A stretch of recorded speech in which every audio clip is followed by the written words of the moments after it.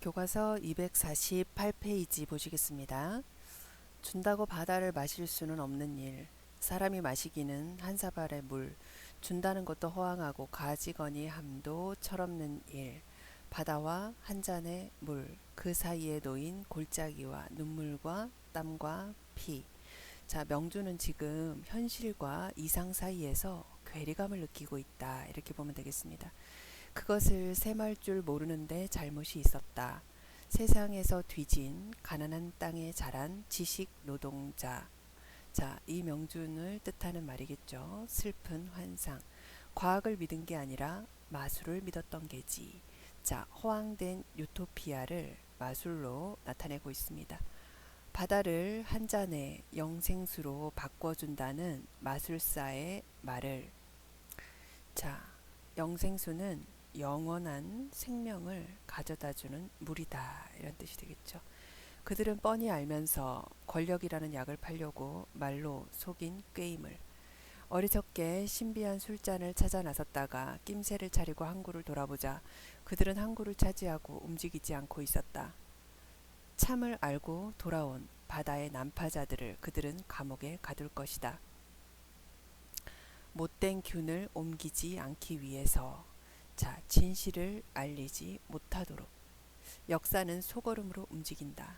사람의 커다란 모순과 업에 비기면 아무 자국도 못 낸 것이나 마찬가지다.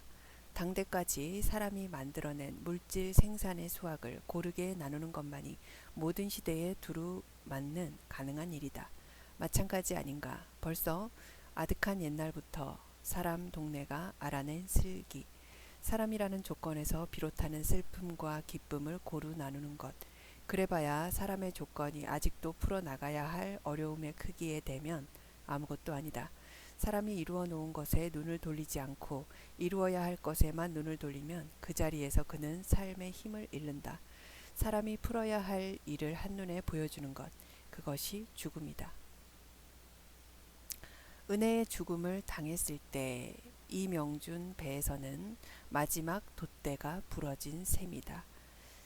자, 명준의 아이를 임신한 상태에서 은혜가 사망에 이르게 되자 명준은 더 이상 삶의 희망이 사라졌다, 이런 뜻이죠. 이제 이루어 놓은 것에 눈을 돌리면서 살 수 있는 힘이 남아있지 않다. 팔자소관으로 빨리 늙는 사람도 있는 법이었다. 사람마다 다르게 마련된 몸의 길, 마음의 길, 무리의 길, 될 언덕 없는 난파꾼, 기대다, 이런 말이죠. 기댈 언덕 없는 난파꾼은 이 명준을 의미하는 그런 표현이 되겠습니다. 항구를 잊어버리기로 하고 물결 따라 나선다.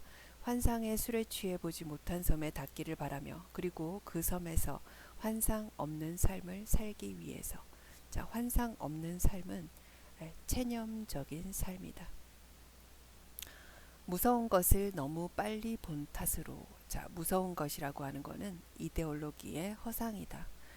자, 지쳐 빠진 몸이 자연의 수명을 다하기를 기다리면서 쉬기 위해서 그렇게 해서 결정한 중립국 행위였다.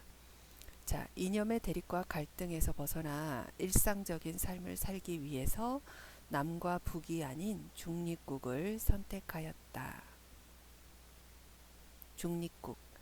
아무도 나를 아는 사람이 없는 땅. 하루 종일 거리를 싸 다닌데도 어깨 한번 치는 사람이 없는 거리.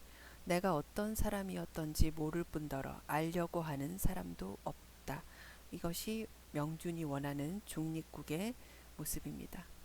병원 문지기라든지 소방서 감시원이라든지 극장의 매표원, 그런 될 수 있는 대로 마음을 쓰는 일이 적고 그 대신 똑같은 움직임을 하루 종일 되풀이만 하면 되는 일을 할 테다. 자, 우리가 여기서 이 명준이 중립국을 고집하는 이유를 한번 정리해 보겠습니다. 자, 남한과 북한은 진정한 의미의 광장을 소실한 공간이므로 남과 북 어디에서도 진정한 인간의 삶을 유지할 수 없다라고 판단했기 때문에 중립국을 선택했다. 이렇게 우리가 해석해 볼 수 있겠습니다. 자, 우리 중략된 부분의 줄거리 한번 읽어보겠습니다. 타고르후에서 선장과 가까이 지내는 명준에게 다른 석방 송환자들이 부탁을 한다. 경유지인 마카오에서 잠시만 상륙하도록 선장에게 말해달라는 것이다. 명준은 이 부탁을 거부하여 싸움을 하게 되고 이곳에서도 철저히 혼자라는 생각을 한다. 항로 중에 명준을 괴롭히는 또 다른 대상은 갈매기이다. 그는 백기를 계속 따라오고 있는 갈매기 한 쌍에 관심을 가지고 있다. 자, 은혜가 말을 하고 있는 장면입니다. 딸을 낳을 거예요. 어머니가 낳은 딸이 첫 아기래요. 총구멍에 똑바로 겨눠져 얹혀진 새가 다른 한 마리의 반쯤 한 작은 새인 것을 알아보자 이 명주는 그 새가 누구라는 것을 알아보았다. 그러자 작은 새하고 눈이 마주쳤다. 새는 빤히 내려다보고 있었다. 이 눈이었다. 백길 내내 숨바꼭질 해온 그 얼굴 없던 눈은 자, 자신을 감시하던 눈길이 그 작은 새였다. 이런 뜻이 되겠습니다. 그때 어미새의 목소리가 날아왔다. 우리 애를 쏘지 마세요. 뺨에 댄 총 몸이 부르르 떨었다. 총구에는 솜구름처럼 뭉실한 덩어리가 얹혔을 뿐 마스트 언저리에 구름이 옮아왔다. 자, 우리 마스트라는 단어는 단어풀이 가보겠습니다. 배의 중심선상의 갑판에 수직으로 세운 기둥이다. 이렇게 우리가 이해를 해주면 되겠습니다. 자, 망가진 기계가 헐떡이듯 밖으로 나갔던 몸을 간신히 창 안으로 끌어들이면서 총을 내린다. 거울 속에 비친 얼굴에는 굵다란 진땀이 이마에 솟고 볼따기가 민망스럽게 푸들푸들 거린다. 자, 갈매기를 쏘지 못하고 극도의 불안감에 빠지는 모습을 우리가 볼 수 있습니다. 갈매기와 갈매기 새끼의 모습이 마치 은혜와 자신의 아이를 임신했었던 태어나지 못한 아기를 보는 듯한 그런 생각을 하게 됩니다. 그래서 우리가 이 부분에서 갈매기가 상징하는 것을 알아야 되는데 이 갈매기는 자신이 사랑하던 은혜 그리고 뱃속에서 태어나지 못한 명준의 아기를 의미한다. 이렇게 이해를 해주면 되겠습니다. 사람이 올라오는 기척에 재빠르게 탄화를 뽑으면서 돌아서서 벽장문을 열고 먼저 있던 자리에 총을 놓았다. 벽장문을 닫고 돌아선 것과 거의 같이 선장이 들어섰다. 가까운 사이에 흔히 그렇듯이 선장은 명준을 새삼 거들떠보는 일도 없이 테이블 앞으로 걸어가서 해도 항해용 지도 위에 몸을 굽혔다. 명준은 낯빛을 감추려고 창문에 붙어 선 채 선장에게 등을 돌렸다. 해도 위에 컴퍼스 스치는 소리만 바스락댄다. 미스터리, 네, 인도에 가면 내 근사한 미인을 소개함세. 미인을요? 내 조카야. 먼저 우리 집으로 가서 가족들 만나고. 그는 구부렸던 몸을 일으켜 멍한 눈으로 명준이 막아선 창문과 반대 창문으로 멀리 내다보았다. 곧 만나게 될 가족 생각을 하는 모양이었다. 선장은 끝내 테이블에서 떨어져 벽장 앞으로 가더니 문을 열고 사냥총을 꺼내 들었다. 명준은 굳어졌다. 선장은 엽총을 이리저리 만져보다가 먼저 번처럼 명준에게 넘겼다. 명준은 총을 받아 제대로 꼼꼼한 몸짓으로 어깨에 댔다. 그는 총대와 몸을 함께 핑그르 움직여 바다를 겨냥했다. 총끝이 가리키는 곳 멀리 바다와 하늘이 아물락말락 닿고 있다. 바다를 쏠 것인가? 교과서 250쪽 같이 보겠습니다. 자, 이 부분은 명준의 불안정한 심리 상태와 허둥대는 모습을 묘사한 부분이다. 자, 총 몸을 받친 왼팔이 가늘게 떨리기 시작한다. 그는 겨눈을 풀고 총을 선장에게 돌려주고 방을 나온다. 백간으로 간다. 방 안에 박의 모습은 보이지 않고 문간에는 부서진 유리병 조각이 그대로 흩어져 있다. 마루에 널린 유리 조각을 밟는다. 유리는 구두 밑에서 짝짝 소리를 낸다. 얼마를 그러니까 더는 소리가 나지 않는다. 방 안을 휘 돌아본 후에 또 가판으로 나온다. 도무지 앉아야 할지 서야 할지 허둥거려진다. 그는 선장실을 올려다본다. 또 그곳으로 갈 수도 없다. 콜카타에서 술을 산다던 늙은 뱃사람을 찾아볼까? 한참 걸어서 기관실로 간다. 거기에 그는 없다. 식당에 가본다. 그곳에도 없다. 안타까워진다. 침실로 간다. 그의 자리는 비어있고 몸이 불편한 모양인지 젊은 뱃사람 하나가 이마에 손을 얹고 누워있다. 다시 가판으로 돌아온다. 그 늙은이를 만나서는 어쩌자는 것인가. 그를 찾아 헤매는 일은 그만두기로 한다. 발길은 절로 뒤 가판 그의 자리로 옮아간다. 그곳은 여전히 언저리를 얼씬하는 사람의 기척도 없이 햇살만 창창하다. 손잡이 틀을 잡고 아래를 내려다본다. 스크루가 파헤치는 물 이랑을 본다. 스크루는 배의 프로펠러를 의미합니다. 아무리 보아도 지루하지 않다. 한참 보고 있으면 물살의 움직임이 이쪽의 마음을 끌어당겨 그의 마음도 바다가 되어 거기 물거품을 일으키면서 물 이랑을 파헤친다. 착각이 아니라 확실한 평행 현상이 일어난다. 물결과 마음의 사이는 차츰 가까워진다. 끝내 그의 몸과 물결은 하나가 된다. 그의 몸은 꿈틀거리는 물 이랑을 따라 곤두박질한다.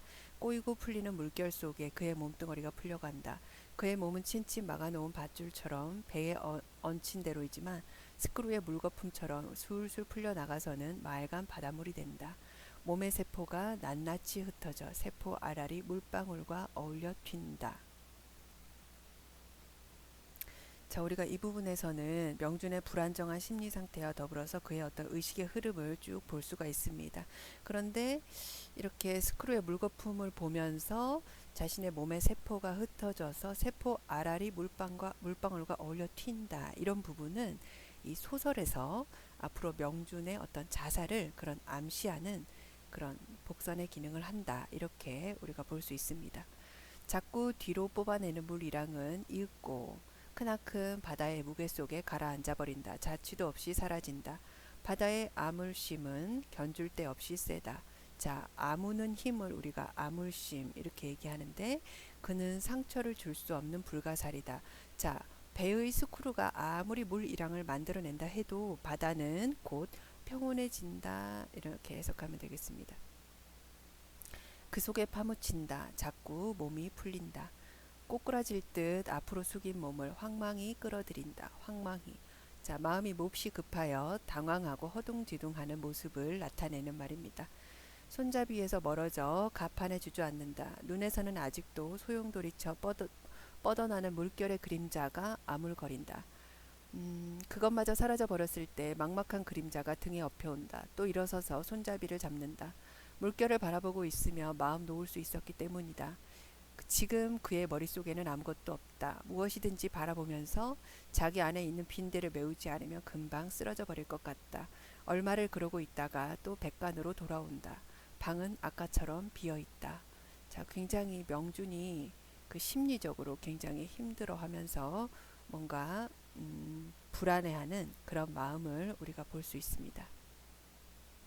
자기 자리로 올라간다. 자려고 해서가 아니다. 그저 찾는 것도 없이 머리맡을 어물어물 더듬는다. 손에 딱딱한 물건이 잡힌다. 부채다. 문간에서 기척이 난다. 자, 여기서 부채라는 소재가 우리가 나온 걸 우리가 확인해 볼 수 있습니다. 우리 부채는 또 상징성을 가진 소재이기 때문에 우리가 좀 유념해서 봐주면 되겠습니다.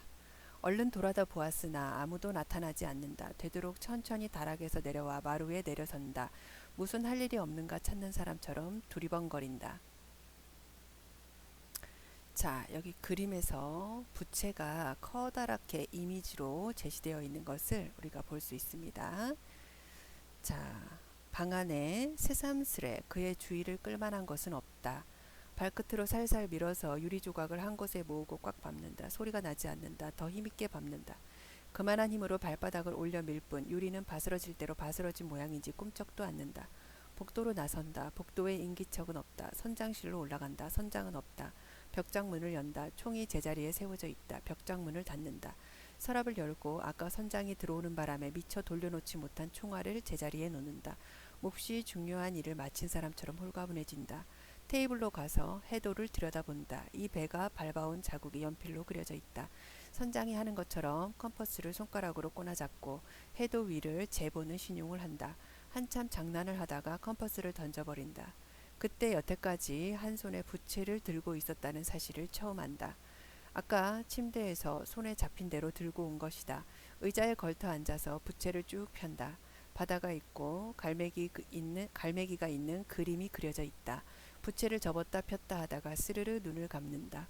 머릿속으로 허허한 벌판이 끝없이 열리며 희미한 모습이 해돋이처럼 차츰 떠올라온다. 자, 이 장면에서 명주는 자신의 삶에 대해서 회상하고 있는 장면이다. 펼쳐진 부채가 있다. 이 펼쳐진 부채는 명준의 삶을 상징하는 그런 소재가 되겠습니다. 부채의 끝 넓은 테두리 쪽을, 자, 부채를 펼치면 넓은 쪽과 좁은 쪽이 있겠죠. 자, 부채의 끝 넓은 테두리 쪽을 철학과 학생 이명준, 남한에서의 신분이었다. 이렇게 보면 되겠습니다. 자, 명준이 걸어간다. 가을이다. 겨드랑이에 낀 대학신문을 꺼내 들여다본다. 약간 자랑스러운 듯이. 자, 철학과 학생 이명준의 지식인으로서의 우월감을 나타낸다. 여자를 깔보지는 않아도 알 수 없는 동물이라고 여기고 있다.